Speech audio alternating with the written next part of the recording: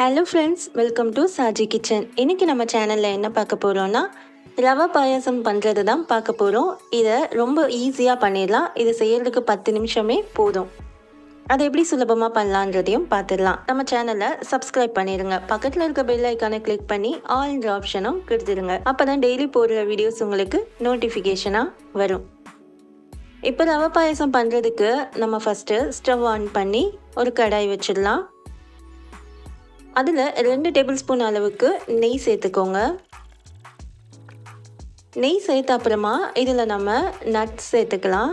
நான் இதுக்கு கொஞ்சம் ஒரு 10லேருந்து 15 முந்திரியும் 10லேருந்து 12 திராட்சையும் எடுத்திருக்கேன். கொஞ்சம் திராட்சை கொஞ்சம் முந்திரி எடுத்துக்கோங்க. நீங்கள் நட்ஸ் எதுனா சேர்க்கணுன்னாலும் சேர்த்துக்கலாம். இதை சேர்த்து நல்லா நம்ம ரோஸ்ட் பண்ணி எடுத்துக்கலாம், நல்லா வறுத்து எடுத்துக்கலாம். நமக்கு கொஞ்சம் கோல்டன் ப்ரௌன் ஆகட்டும் முந்திரியும் சரி. இந்த திராட்சை நல்லா ஒரு மாதிரி பலூன் மாதிரி வரணும். அந்த ஸ்டேஜில் நம்ம இதை எடுத்து ஒரு பிளேட்டில் மாற்றி வச்சிடலாம். இது போல் வரணும் திராட்சை இது போல் உப்பி வந்ததுமே நம்ம இது ஸ்டவ்வை லோ ஃப்ளேமில் வச்சுருங்க. நீங்கள் ஒரு லோ ஃப்ளேமில் வச்சு இதை வறுத்து எடுத்துக்கோங்க. ஹை ஃப்ளேம்லலாம் வைக்க வேண்டாம். கொஞ்சம் மீடியம் ஃப்ளேமில் கூட இருந்தால் பரவாயில்ல. இப்போ இதை எடுத்து ஒரு பிளேட்டில் வச்சு இதை எடுத்து ஓரமாக வச்சிடலாம்.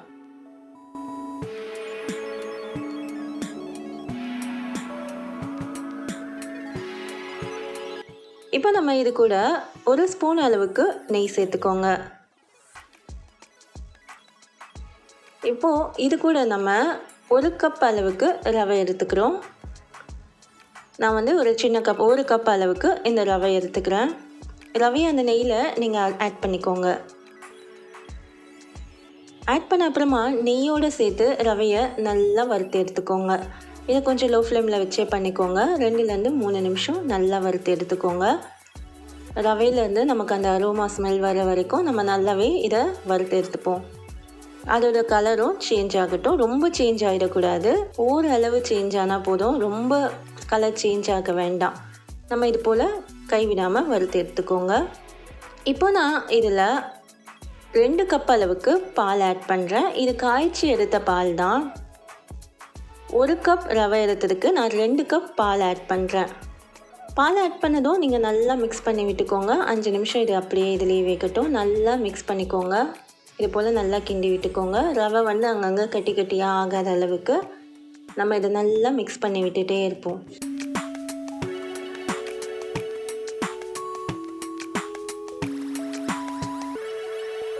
இப்போது இது கூட நான் 1/2 கப் அளவுக்கு தண்ணி ஆட் பண்ணிக்கிறேன். 1 கப் ரவைக்கு 2 கப் பால் எடுத்துருக்கேன். அதுவும் காய்ச்சின பால் தான். 1/2 கப் அளவுக்கு தண்ணி ஆட் பண்ணிக்கலாம். தண்ணி ஆட் பண்ண அப்புறமும் இது போல் நல்லா கிளறி விட்டுக்கோங்க. நல்லா மிக்ஸ் பண்ணி விட்டுக்கோங்க. உங்களுக்கு கொஞ்சம் அங்கே இங்கேன்னு கட்டி கட்டியாக தெரிஞ்சிட்டுனா ரவையில் இது போல் நீங்கள் மசிச்சு விட்டுக்கோங்க. நல்லா இது போல் நீங்கள் மிக்ஸ் பண்ணி விட்டுருங்க. இப்போது இது கூட நான் கொஞ்சம் சாஃப்ரான் ஆட் பண்ணுறேன். அதாவது கொஞ்சமாக குங்குமப்பூ ஆட் பண்ணிக்கிறேன். இது ஆப்ஷனல் தான். வேணும்னா ஆட் பண்ணிக்கலாம், வேண்டானா விட்டுடலாம். ஆட் பண்ண அப்புறமா இதை நல்லா கிளறி விட்டுக்கோங்க. நமக்கு குங்குமப்பூ போட்டதால் நமக்கு இந்த ரவை பாயாசத்தில் இதுலேயே கொஞ்சம் நேரம் மாறும். அதனால் குங்குமப்பூ நம்ம சேர்த்துருக்கேன். ஃபுட் கலர் எதுவும் நான் ஆட் பண்ணலை.